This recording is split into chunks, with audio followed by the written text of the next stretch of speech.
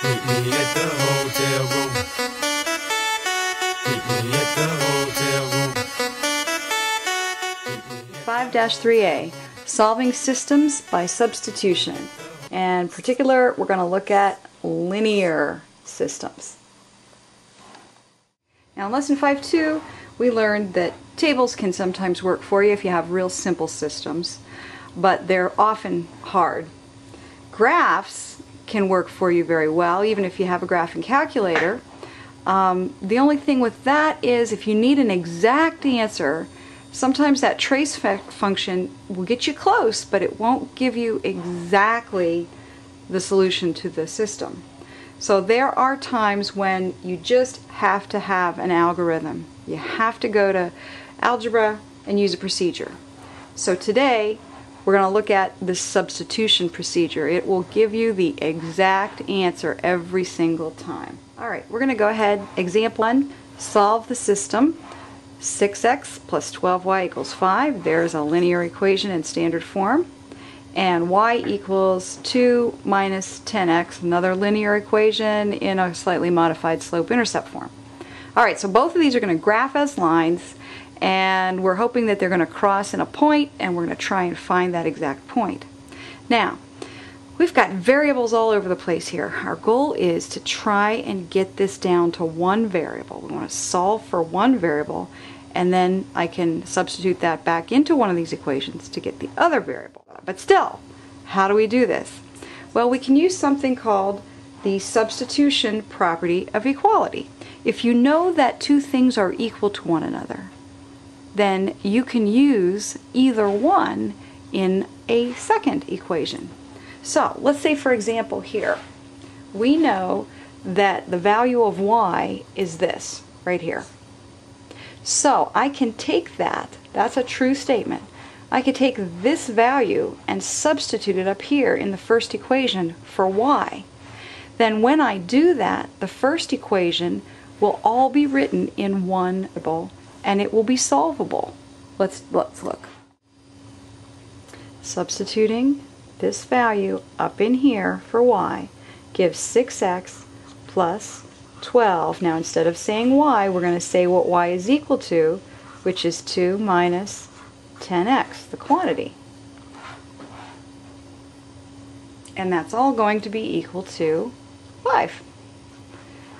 Alright, now we have a linear equation written in one variable, which is solvable. So we're going to go ahead here and distribute 12, and then clean it up a bit. Okay, there's what we get when we distribute the 12. And now let's add some like terms. We have 6x and negative 120x can go together, so we'll be left with 24 minus 114x equals 5. Now let's go ahead and subtract 24 from both sides of this equation, and we'll get negative 114x is equal to negative. Alright, what to do is to divide by a negative 114, and when we do that and then reduce, we will get x is equal to, now negative divided by negative is a positive, 19 over 114. By George, that's going to go in exactly 6 times, so this is going to turn out to be equal to 1/6. So we now know exactly what the x is. So now it's time to substitute again. I know that x is equal to 1/6. So I'll go back to my original equation, and notice here that y is defined in terms of x. So if I now plug 1/6 into the second equation right there, I can fairly easily solve for y. Y is going to be equal to 2 minus 10 times 1/6. So y is equal to 2 minus 10/6, which is, well, let's see, 2 can be written common denominator. Y is equal to 12/6. That's equal to 2 minus 10/6. So we're going to get equal to 2/6, which is 1/3. So now, assuming that I have not made any arithmetic errors, the answer to this system the place where the lines cross is 1/6, comma 1/3. Now, the way to check that is to take these values for x and y and plug them back into the original system and see if indeed you get a true statement.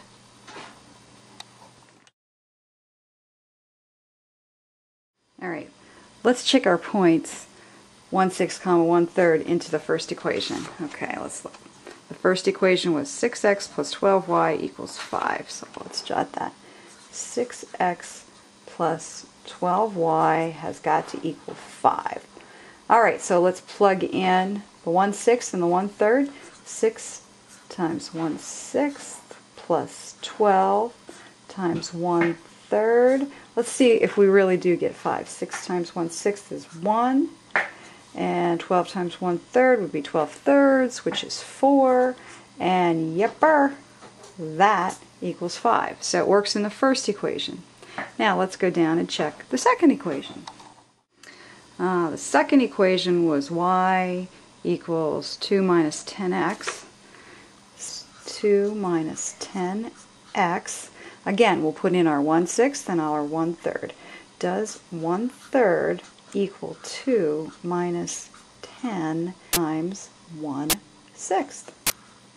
Well, this is going to seem real familiar because we just looked at it a moment ago.